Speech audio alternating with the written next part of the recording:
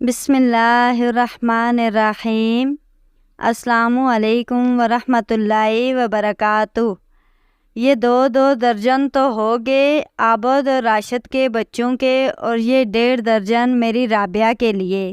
بازار سے منگوائی دیسی انڈوں کی پیٹی اپنے آگے رکھے فخر النساء اس میں سے انڈے گن گن کر ڈبوں میں ڈالتی جا رہی تھی کہ رابعہ کا نام لیتے ہی پاس کھڑی ان کی دونوں بہوؤں کے چہرے پر ایک ساتھ ناگواری کے تاثرات ابھرے۔ لیں بلا، اب انڈے بھی کوئی بانٹنے والی چیز ہے بھابھی، چھوٹی رفت نے طنزیہ انداز میں ہنستے ہوئے کہا، جبکہ بڑے والی الگ ہی بیٹھی تھی۔ غصے میں بولی، چلی گئی تو اور کیا، رابعہ آپا کو لینا خوب آتا ہے۔ میاں کی اچھی خاصی کمائی ہونے کے باوجود بھی ان کی نظریں میکے کی چیزوں پر ہیں، مانا کہ بھائیوں کا کاروبار خوب چلتا ہے، روپے پیسے کی کمی نہیں، پر اس کا مطلب تھوڑا ہی ہے کہ وہ ہر چیز اپنا حق سمجھ کر وصول کرتی جائیں۔ کچن میں سبزی کاٹنے کے ساتھ ساتھ یہ دیورانی اور جٹھانی سرگوشیوں میں اپنے دل کا غبار نکالنے میں لگی تھی کہ ساس کو کچن کی طرف آتے دیکھ کر خاموش ہو گئیں۔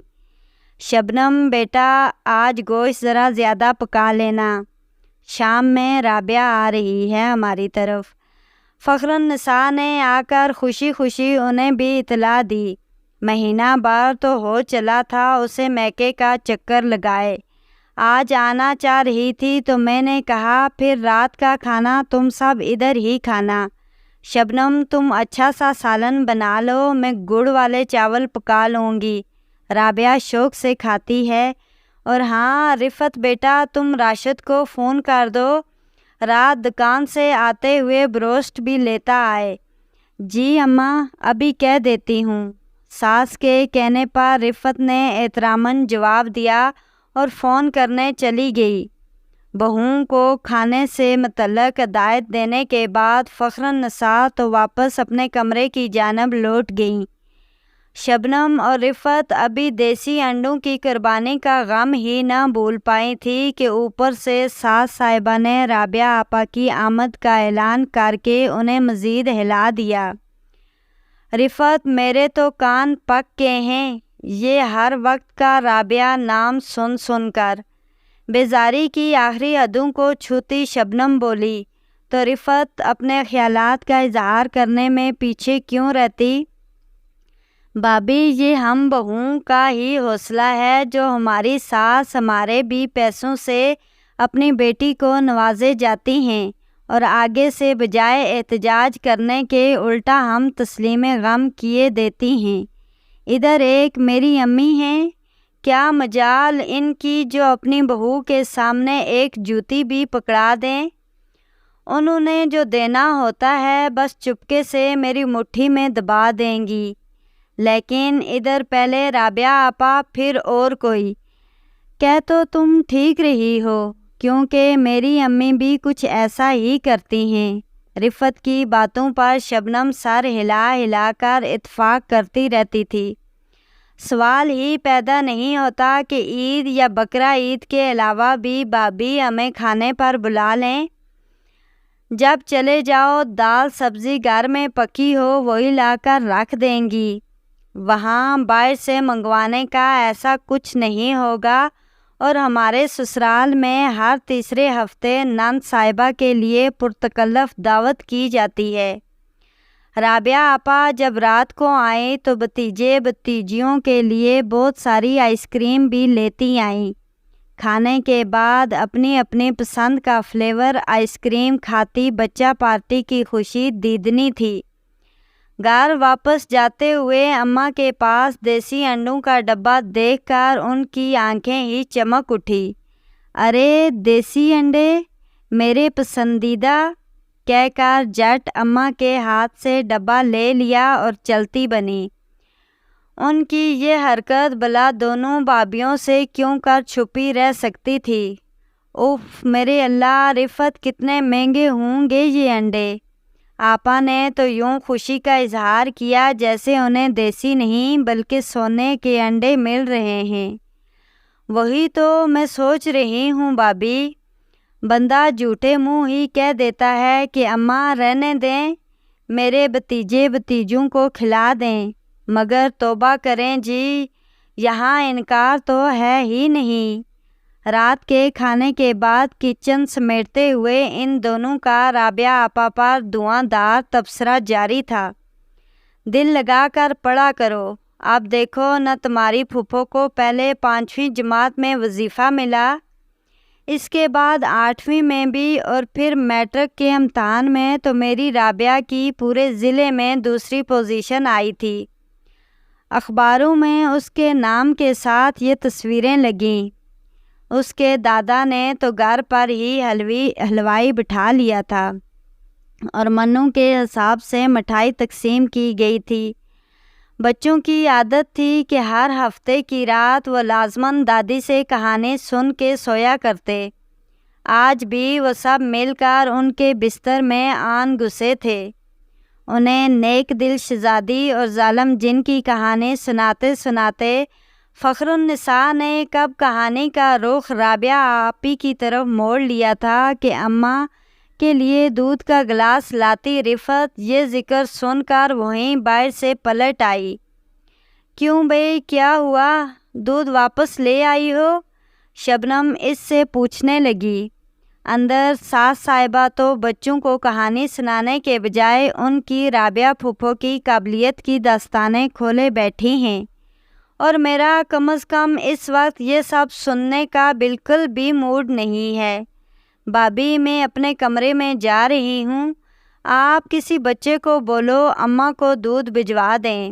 گلاس میز پر رکھ کر کمرے کی جانب جاتی ہوئی رفعت اس وقت شبنم کو بے حد جنجلائی ہی نظر آئی۔ یہ اماں بھی بیٹی کی تعریف بکھارنے کا کوئی بھی موقع ہاتھ سے نہ جانے دیتی۔ جب دیکھو ایک ہی بات یہ سوچے بغیر کہ اگلا بندہ چڑ بھی سکتا ہے۔ رفعت کے لیے دل میں ہمدردی کے جذبات لیے شبنم منہ ہی منہ میں بڑبڑانے لگی۔ دادی، کیا ہماری پھوپھو پڑھائی میں بہت لائق تھی؟ اندر رفعت کی ہی بیٹی فریال دادی سے پوچھ رہی تھی۔ تو ہاں نا، تمہاری پھوپھو پڑھائی میں بہت ہی اچھی تھی۔ پورے خاندان میں سب سے زیادہ ذہین وہ ہی تو تھی۔ پھر تو دادی، میں بھی رابعہ پھوپھو کی طرح خوب سارا پڑھ کے بورڈ میں پوزیشن لوں گی۔ ننھی فریال کے بہت بڑے ارادے پر تو دادی کو بے تحاشا پیار آ گیا اور اسے چوم کر بولیں، شاباش میری بچی، اپنے ماں باپ کے لیے باعث فخر بنو، اور کوئی بھی ایسا غلط کام جس سے انہیں ندامت اٹھانا پڑے اس سے کوسوں دور رہو۔ فخر النساء کے ایک بھائی محکمہ فشز میں آفیسر تھے۔ اس بار سردیوں میں انہوں نے بہن کو ڈھیر ساری مچھلی بھجوائی۔ دونوں بہوؤں کے ساتھ مل کر مچھلی صاف کرنے کے دوران حسب عادت اس میں سے بیٹی کا حصہ نکالنا نہ بھولیں تھی۔ یہ 5 دانے رابعہ کے ہیں، لو بھئی لڑکیوں، ساری مچھلی دھو کے چھلنی میں رکھو، میں اتنی دیر میں اسے مسالہ لگاتی ہوں، پہلے رابعہ کو بھی پکڑا آؤں۔ باہر جاتی ہوئی وہ نہ جانے کیا سوچ کر رکی اور گویا ہوئی، اپنے گھر میں بے شک اچھے سے اچھا کھاتی پکاتی ہے رابعہ، کیا کروں، ماں ہوں نا، اسے دیے بنا رہ نہیں پاتی۔ سچ کہوں تو وہ اس گھر اور سب بڑوں بچوں کے لیے اتنی دعائیں کرتی ہے کہ مجھے تو لگتا ہے کہ یہ اس کی دعائیں ہی ہیں جو اللہ نے ہمیں رزق سے مال کی فراوانی عطا کر رکھی ہے۔ دونوں بہوئیں فرما برداری سے ساس کی باتیں سن رہی تھی۔ تمہارے سسر کہا کرتے تھے کہ ہماری رابعہ بڑے بختوں والی ہے، جب سے پیدا ہوئی ہے ہمارے گھر میں خوشحالی ہے، اور جس روز سے بیاہ کر سسرال گئی ہے اس کا میاں لاکھوں میں کھیل رہا ہے۔ اللہ پاک نے بڑے رنگ لگا رکھے ہیں میری بچی کو۔ مچھلی کا لفافہ اٹھائے پھر اماں تو باہر نکل گئی۔ ساس کے جاتے ہی شبنم کی آواز بلند ہوئی، جانے کہاں کہاں سے اپنی منطق ڈھونڈ لاتی ہیں۔ یہاں ان کے حساب سے راشد اور عابد کا کاروبار چلانے اور بڑھانے میں کوئی کمال نہیں، ہمارے نصیب کا کچھ ذکر نہیں۔ یہ بھی رابعہ آپا کی دعا ہی سے ہے جن سے ہمارا گھر چلتا ہے۔ جب تک اماں کی زندگی ہے کر لیں عیاشیاں، بعد میں ہم نے کون سا انہیں پوچھنا ہے۔ کیوں اپنے بچوں کا کچھ نہیں سوچنا؟ ساری زندگی آپا کا گھر ہی تو نہیں بھرنا۔ شبنم کے بعد رفت نے بھی دل کی بڑاس نکالنے میں دیر نہ کی۔ جب فخر النساء کا انتقال ہو گیا تو ایک بیٹی کی حیثیت سے رابعہ آپا نے بھی اپنی ماں کے جانے کا بڑا صدمہ لیا۔ ان کے چہلم تک باقاعدگی سے آ کر وہ ان کے کمرے میں ہی بیٹھ کر قرآن پڑھا کرتیں۔ اس کے بعد تو انہوں نے آنا بالکل کم کر دیا۔ کچھ بابیوں کے سرد رویے انہیں میکے کی دہلیز کم ہی پار کرنے دیتے۔ ادھر ساس کا چہلم گزرا نہیں، ادھر رفت کے مشورے سے ان کے کمرے کا سارا سامان اٹھوا کر سٹور میں جا رکھوایا اور اس کمرے کو بچوں کے لیے سیٹ کر کے اماں کی ہر نشانی اور یاد کو مٹانے میں ذرا بھی تاخیر نہ کی۔ رابعہ آپا اس بات کے دکھ کا اظہار زبان سے تو نہ کر پائیں، مگر جب بھی وہ بچوں سے ملنے آتی تو اماں کے کمرے کی طرف دیکھ دیکھ کر چپکے سے آنسو بہا لیا کرتی۔ انہیں اس کیفیت میں جیتا دیکھ کر شبنم اور رفت فاتحانہ مسرور ہوا کرتیں۔ عابد اور راشد نے بہن کے ساتھ روا رکھے گئے سلوک پر روکنا چاہا، پر اپنی بیویوں کے سامنے بے بس نظر آئے۔ ساس کے بعد پہلی عید تو سوگ میں گزری، دوسری عید قریب آئی تو شاپنگ سے آ کر شبنم اپنا سیٹ رفت کو دکھا رہی تھی۔ شبنم نے بھی سیٹ کی دل کھول کر تعریف کی، لیکن شبنم کہنے لگی کہ پہلے تو عابد پیسے ہی نہیں دے رہے تھے، پھر نہ جانے دل میں کیا آئی مجھے پیسے دیے کہ اپنے اور رابعہ آپا کے لیے سوٹ لے آؤں۔ اپنے بچوں کے کپڑوں کے لیے تو میں نے 2 ماہ پہلے جو میری کمیٹی نکلی تھی وہ سنبھال کے رکھی ہوئی تھی، اس میں سے خرید کر لائی ہوں۔ اور یہ رہا آپا کا سوٹ، کپڑے کی عام دکان سے خریدا گیا معمولی سے پرنٹ اور رنگ والا سستا سا سوٹ نکال کر وہ رفت کو دکھانے لگی۔ کون سا سستا ہے، پورے 1200 روپے میں آیا ہے۔ کوئی آپا ہمارے جوڑے پر تھوڑی ہی بیٹھی ہوں گی، میں نے تو اپنا فرض پورا کرنا تھا سو کر دیا، حالات اچھے ہوں گے جب دیکھا جائے گا۔ ابھی تو ان کے دونوں بچوں کو عیدی بھی رہتی ہے۔ بھابھی بہترین سوٹ ہے، بالکل ٹھیک کیا آپ نے۔ میرے شوہر تو خود کاروبار نہ چلنے کی وجہ سے پریشان ہیں، ان کے بچوں کو 200 روپے عیدی دے دوں گی اگر وہ عید پر ملنے آئے تو۔ گئے ہاتھوں رفت نے اپنے ارادے سے بھی باخبر کر دیا۔ عید کے روز سپہر میں جب رابعہ آپا ملنے آئی تو دونوں بھابھیوں کے منہ اس وقت یہ دیکھ کر کھلے کے کھلے ہی رہ گئے، کیونکہ انہوں نے شبنم کا دیا وہی سستا سوٹ سلوا کر پہن رکھا تھا۔ کہنے لگیں، احسن نے تو عید کے 3 دن کے لیے میرے پسندیدہ ڈیزائنر کے کڑھائی والے سوٹ دلوائے ہیں، لیکن میں نے کہا کچھ بھی ہو آج میں عید کے دن میکے سے آیا ہوا جوڑا ہی پہنوں گی، احسن آپ والے عید کے اگلے دن پہن لوں گی۔ وہ بول رہی تھی اور شرمندگی اور ندامت کے گڑھوں میں گرتی شبنم اور رفت جنہیں کہیں منہ چھپانے کو جگہ نہ مل رہی تھی۔ رابعہ آپا خالی ہاتھ نہیں آئی تھیں۔ کیک، مٹھائی، بچوں کے لیے کھلونے اور عیدی کے ساتھ ساتھ شبنم اور رفت کے لیے بھی اپنے جیسے ہی شاندار کڑھائی والے سوٹ لائی تھی۔ ارے آپا اتنا سب کچھ کس لیے؟ ہم نے آپ کو دینا ہے، لینا ہرگز نہیں۔